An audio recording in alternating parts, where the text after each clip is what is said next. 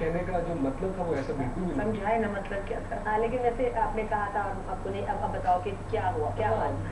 मेरा जो सेंस थी जो मैं कहना चाह रहा था हाँ, वो ये था कि आवाज़ का मिलना मुशायबत जो है communication का वो ऐसे ही है जैसे शक्ल का मिलना होता है, ठीक है, एक जेनेटिक एक स्ट्रक्चर होता है।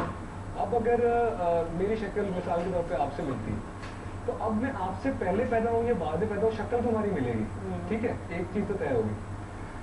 लेकिन आप उसको मज़ीद आपकी शक्ल से मैं कितना मुतासिर हूँ वो एक और बात है, या आप मेरी शक्ल से मुतासिर हैं तो जाहिर है जो किशोर की आवाज़ है उससे मैं इतना मुतासिर, और वो एक ऐसा सिंगर है जिसके मैं करीब फटक भी नहीं सकता, उसके पैरों बराबर भी नहीं होगा। तो मेरा कहने का मतलब है कि आवाज़ का जेनेटिक स्ट्रक्चर जो टेक्सचर है वो हमारा रिजेंबल अगर करता है तो इसलिए क्योंकि वो एक खुदादाद चीज़ है।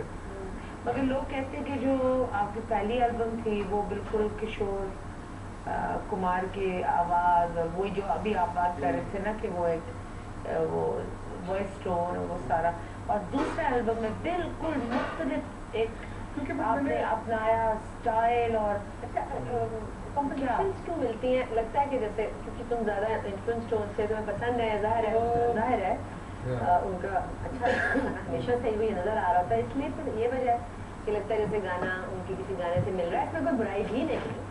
मैं तो खुद नकल मार लूँ अगर मेरी आवाज़ उनसे मिले, किशोर साहब से तो मैं उनके गानों की बहुत नकलें लगा के गाऊँ, लेकिन ऐसा होता है कि जो आपको अच्छा लगे।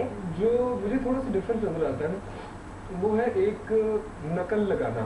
हाँ, नकल लगाने वाले जो सिंगर्स मैंने जिन्हें सुना हुआ है ना, they sound very strange and nasal, type उनकी वो एक नकल होती है। तो कुमार सानू है ना। हाँ, लेकिन मैं अगर अभी गाना शुरू कर दूं बोलते बोलते कुछ भी, तो मुझे लगता है कि वो ऑटोमेटिकली चाहे मैं बनाऊं भी ना या तो उसकी बनावट हो जाता है, है, हो जाता है। जो कि मेरे लिए बड़ी एक अच्छी बात है। बड़ी अच्छी, ये से अच्छी बात है। आपको कौन सा गाना, आप जब अपने एल्बम खत्म करते हैं आपको स्टिल मजा आता है सुनने में, या आप उसको जो कहते हैं बस अब और कुछ करना है? भाई गाना बना लेते हैं ना जब वो बन रहा होता है, उसका क्रिएटिव प्रोसेस जब जारी होता है स्टूडियो में, जैसे लिरिक्स आते हैं और धुन आती है, वो बड़ा एक बहुत यूफोरिक होता है, उसका एक बड़ा हाई होता है, और आपको लगता है कि मैंने दुनिया की बेस्ट चीज़ अब बना दी, क्योंकि आपका वो प्रोसेस इतना डिवाइन होता है क्रिएटिव प्रोसेस।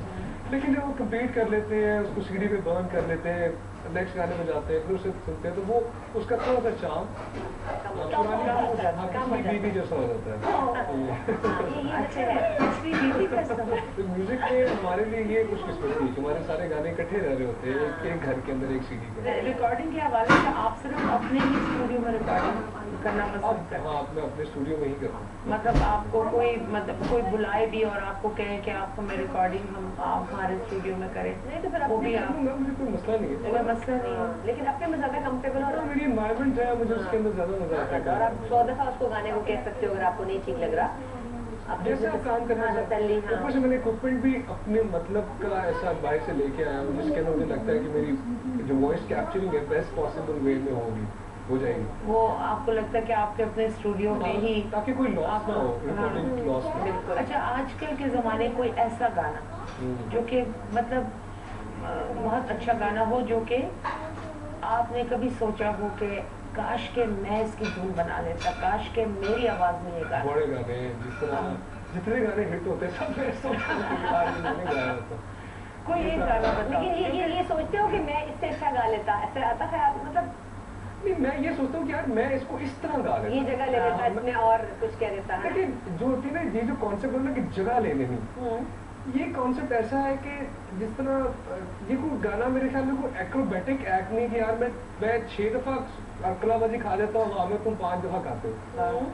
वो एक स्किल है जो रियाजत से एक्वायर की जाती है और जिसका इस्तेमाल आपको आना चाहिए जहाँ जहाँ जरूरत हो। बिना वजह की वर्दें बिना वजह की जगह कई दफा गाने को खराब भी कर देती है। कई बड़े बड़े वर्दे जगह लेने वाली स्ट्रेट गाना नहीं गा सकते, तो वो ये गाना गाना मुश्किल होता है ज्यादा। दोबारा लेकिन ये कि इस गाने की जो रिक्वायरमेंट है, अगर ये सिंपल है तो इसको मैं सिंपली खूबसूरत किस तरह करता, how to make it simply beautiful, और या मैं इसको अपने अंदाज से कैसे कहता हूँ? एक गाना तो कोई एक गाना, हाँ। कोई एक गाना बताओ जो एक गाने क्यों मतलब कह रहे हो, 6 गाने कहो ना। नहीं, एक गाना जो अभी बल्कि आज मैं सोच रहा था, एक गाना है अली नूर का, यह ऊंची जमीन नीचा नीचा मकान, वो एक गाना है जो मुझे मेरा दिल करता है कि मैंने गाया होता। आदत मेरा दिल करता है मैंने गाया होता, हालांकि मुझे फॉर श्योर पता है ये डिप्लोमेटिक नहीं कि वो उससे बेहतर उसका इम्पैक्ट या असर ये ना ये तो होता, जो उसकी आवाज में जिस तरह लग रहा है वो वैसा ना हो सकता। अली थोड़ा सा गा के दिखा, अगर आदत आप गा लेते, आदत अगर आप गा लेते तो फिर कैसे गा? गुनाह नहीं कर सकता है, ऊपर से मैं गाऊं भी ठंड में। नहीं आदत नहीं गाए, कोई अपना गा दे या कोई और। आप गा रही हैं ठंड में, नहीं गाती, वही तो आवाज भी ऐसी निकलेगी। अपना गाना नहीं, जो किसी और का, जो कि वाकई आपको ऐसे लगा कि दिल से क्या I would love to sing this song। लेकिन मैं ठंड में किस तरह गाऊं? ठंड में बहुत, हाँ, काम पर हूं तो मैं। फिर हम कुछ लकड़ी मंगवा कर इनके नीचे आग लगा देते हैं। अब यही हो सकता है, इनके कुर्सी के नीचे आग लगा देते हैं।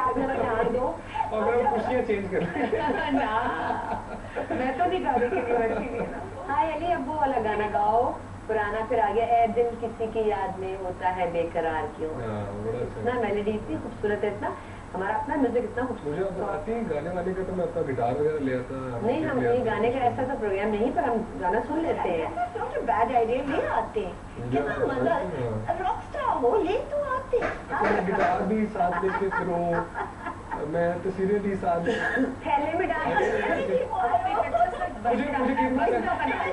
जहाँ जाए गिटार तस्वीरें यार की जमीन मेरे पास होनी चाहिए। एक मुझे फैन कहता है कि यार किसी पार्टी पे कि आपका गाना हमें नहीं मिल रहा तो आपके पास सीडी है अपनी? मैंने कहा सीडी नहीं, मैं लेके नहीं फिर रहा। तो क्या आपको तो लेके फिरनी चाहिए, आपके पास भी सीडीज होनी चाहिए। अली जुनैद जमशेद के आप उनको देखते भी, आपको कुछ ख्याल आता है जैसे वो अब जो भी है, क्या आप सोचते हो उनके बारे में? कभी सोचा? बिल्कुल सोचा। मैं ये सोचता हूँ कि हर इंसान को एक उसका राइट है, नहीं वो बात नहीं, आइडियोलॉजी रखना चाहिए। नहीं वो हम बात नहीं, राइट की बात है वैसे। जब तक कि वो किसी दूसरे के बिलीफ, फेथ, आइडियोलॉजी या यकीन, ईमान को बुरा भला ना कहे या उस पर तनकीद, ये कहना है कि मेरा जो सेट ऑफ बिलीफ है ये सुपीरियर है तुम्हारे से, क्योंकि देखिए ये तो दूसरा इंसान भी उसी तरह एक और सेट ऑफ बिलीफ पे पूरे फेथ से अमल कर रहा है और आप भी कर रहे हैं। ये तो बहुत गरूर की बात है। पता क्या, नहीं करो ऐसा करते हैं। नहीं मुझे तो बहुत अच्छा लगता है। Very nice, I met him twice, वो बोलने में और बहुत वेरी नाइस। वो क्या कमाल का सिंगर था, और अभी भी वो माशाल्लाह क्या उसने काम किया।